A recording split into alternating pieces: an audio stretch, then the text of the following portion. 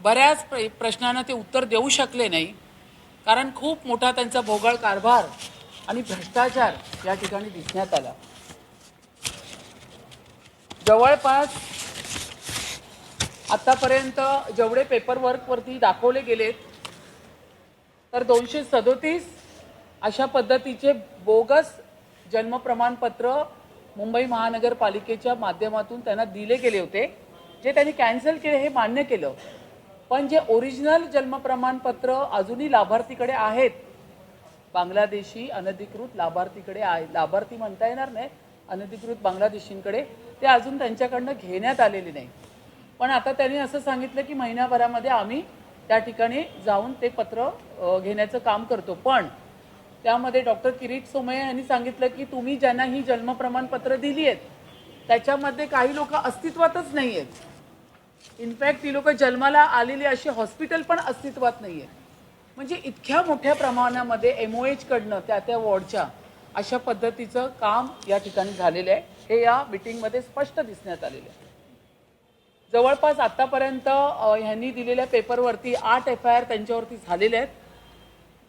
आणि सर्वात महत्त्वाची बातमी जर या ठिकाणी आलेली आहे तर अशरफ काझी नावाचा एक डॉक्टर, ज्यांनी या ठिकाणी, तुम्हाला मी प्रमाणपत्र दाखवते, हे जरा, डॉक्टर अशरफ काझी, आता हा डॉक्टर आहे की काय आहे ह्याची पण तपासणी झाली पाहिजे। 2015ला मला वाटतं यांना सर्टिफिकेट मिळालं, ते मला वाटतं हे पण झालेले, आणि 2024ला त्यांनी एका घरी एका महिलेची डिलिव्हरी झाली होती, ज्या डिलिव्हरीला ते स्वतः उपस्थित पण नव्हते, पण त्यांनी हे पत्र दिलेले। परत त्याच्यामध्ये संगनमत येतं त्या ठिकाणच्या कन्सर्न एमओएचचं की अशा पद्धतीचं जे किती मोठा भ्रष्टाचार आहे हा, किती मोठी ही गोष्ट आहे की हा डॉक्टर अशरफ काझी यांनी या पद्धतीचं सर्टिफिकेट त्या बाईला दिलेलं आहे। याचे सगळे पेपर्स किरीटबाईंनी डॉक्टर आरोग्याच्या अधिकारी दक्षा मॅडम यांच्याकडे दिलेले आहेत। त्याच्यावरती FIR घ्यायला सांगितलेली आहे, पण ती अजूनही घेतलेली नाही आहे। अशा पद्धतीचे बरेच विषय या माझ्या दालनामध्ये झालेल्या मीटिंगमध्ये झालेले आहे।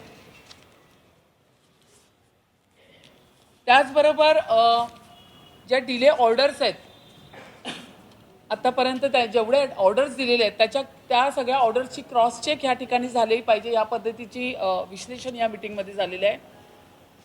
त्यानंतर 1/1/2016 नंतरचे रेकॉर्ड्स आता यावरती आम्ही चेक करायला सांगितलेले आहेत। सगळे पेपर्स खासदार किरीटबाई सोमय्या यांच्या माध्यमातून या अधिकाऱ्यांना दिले होते, वारंवार त्यांच्या टेबलावरती होते, पण त्यांनी आतापर्यंत त्याच्यावर कधीच कारवाई केलेली नाही।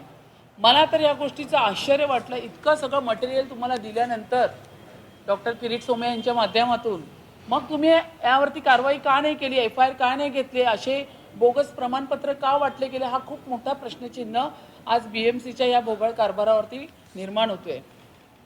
आता त्यांनी सांगितल्यावरती ते म्हणाले की आम्ही आता 237 जे प्रमाणपत्र या ठिकाणी दिलेले आहेत ते आता आम्ही कॅन्सल करण्याचं काम आम्ही त्या ठिकाणी करणार आहोत। त्या ठिकाणी स्थानिक पोलीस स्टेशन असेल किंवा तहसीलदार या सगळ्यांना घेऊन, परंतु एकंदरीत या मीटिंगमध्ये पाहिलं तर बऱ्यापैकी मुंबई महानगरपालिकेच्या अधिकाऱ्यांची काही काम करण्याची इच्छाशक्ती दिसत नाहीये, हे सिद्ध झालेले आहे।